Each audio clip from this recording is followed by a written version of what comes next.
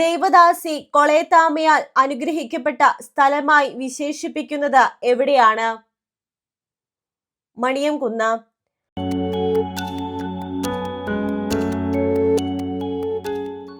കൊളേത്താമയുടെ പ്രധാന സവിശേഷതയായി സമകാലികർ സാക്ഷ്യപ്പെടുത്തുന്നത് എന്താണ്? അവൾ വെറുമൊരു സാധാരണക്കാരിയായിരുന്നു എന്നതാണ്.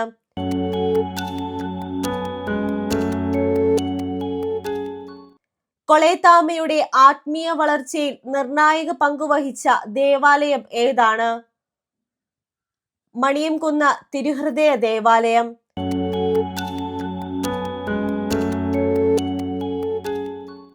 രോഗം കാരണം ഏകാന്തതയിൽ കഴിഞ്ഞ നാളുകൾ ഒഴികെ കൊളേത്താമ ഈശോയുമായി ഒന്നായി തീർന്നത് എങ്ങനെയാണ്?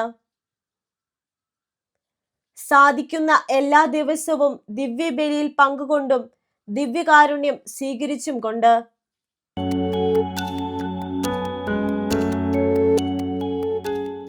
ദേവദാസി കൊളേത്താമയുടെ ഭൗതികദേഹം അടക്കം ചെയ്തത് എവിടെയാണ്? മണിയംകുന്ന് തിരുഹൃദയ ദേവാലയത്തിന്റെ സെമിത്തേരിയിൽ.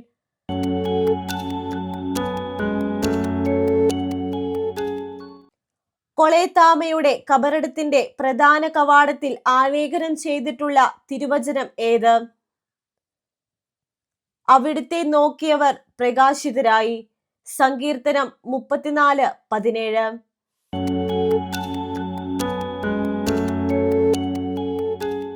കൊളേത്താമ ക്രൂശിതനെ നോക്കിയപ്പോൾ ഉണ്ടായ ഫലം എന്താണ്? അവൾ ക്രൂശിതന്റെ പ്രകാശത്തിൽ പ്രകാശിതയായി പ്രശോഭിച്ചു.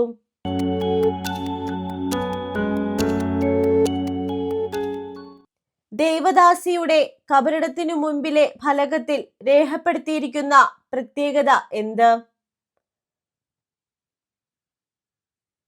പാലാ രൂപത കബറിട തീർത്ഥാടന പാതയിലെ 2ാം സ്റ്റേഷൻ എന്ന്.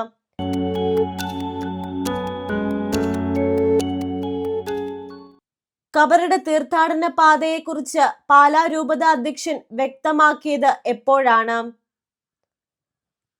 2011 ഡിസംബർ മാസത്തിലെ സാന്ത്വന പ്രകാശത്തിൽ.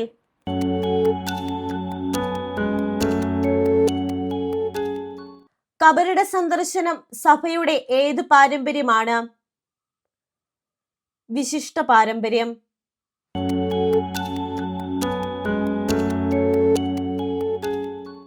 മഹത് വ്യക്തികളുടെ കബറിടം സന്ദർശിക്കുന്നത് ആത്മീയ ജീവിതത്തിൽ വരുത്തുന്ന മാറ്റങ്ങൾ എന്തെല്ലാം? ഇത് ആത്മീയ ജീവിതത്തെ നവീകരിക്കുകയും ശുദ്ധീകരിക്കുകയും ചെയ്യും. കൂടാതെ പുതിയ ദർശനങ്ങളും ഉൾക്കാഴ്ചകളും പ്രദാനം ചെയ്യും.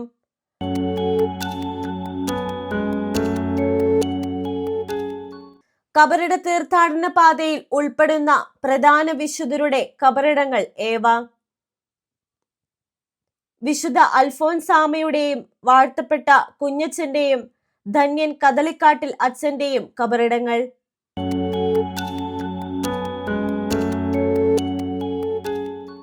കബറിട തീർത്ഥാടന പാതയുടെ നിർവചനം എന്താണ്?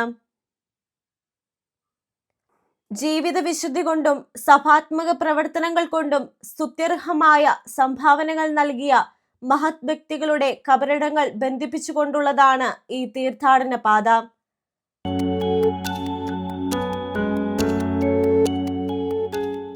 ദേവദാസി കൊളേത്താമ അധ്യാപന ശുശ്രൂഷ നിർവഹിച്ച സ്ഥാപനം ഏതാണ്? ദേവാലയത്തിന്റെ ഇടതുവശത്തുള്ള saint Joseph UP school.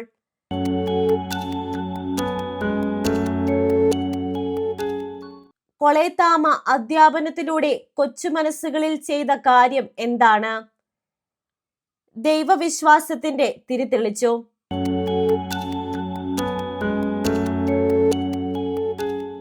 Saint Joseph UP സ്കൂളിൽ ഏത് സങ്കല്പമാണ് പ്രാവർത്തികമാക്കപ്പെട്ടത്? സദ്ഗുരു സമം ഈശ്വരൻ.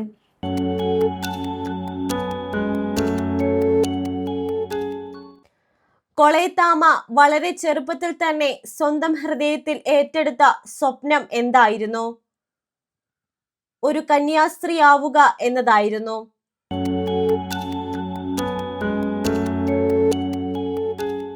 കൊളേത്താമയുടെ കന്യാസ്ത്രീയാകാനുള്ള സ്വപ്നം സഫലീകരിക്കപ്പെട്ടത് എവിടെ വെച്ചാണ്? മണിയംകുന്ന് ക്ലാരമഠത്തിൽ വെച്ച്.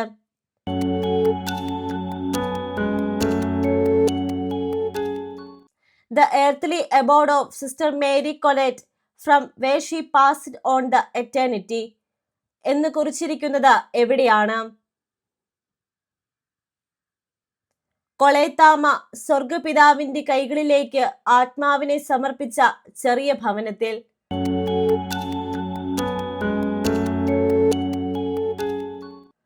കൊളേത്താമയുടെ ജീവിതത്തിൽ അന്വർത്ഥമായ തിരുവചനം ഏത്?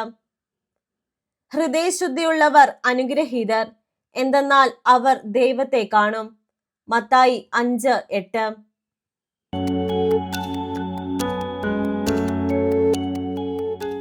ദിവ്യബലിയിൽ പങ്കുകൊണ്ടതിലൂടെ കൊളേത്താമ തന്റെ ജീവിതത്തിൽ സ്വന്തമാക്കിയത് എന്താണ്? ഈശോയുടെ ഹൃദയ ഗുണങ്ങളെ.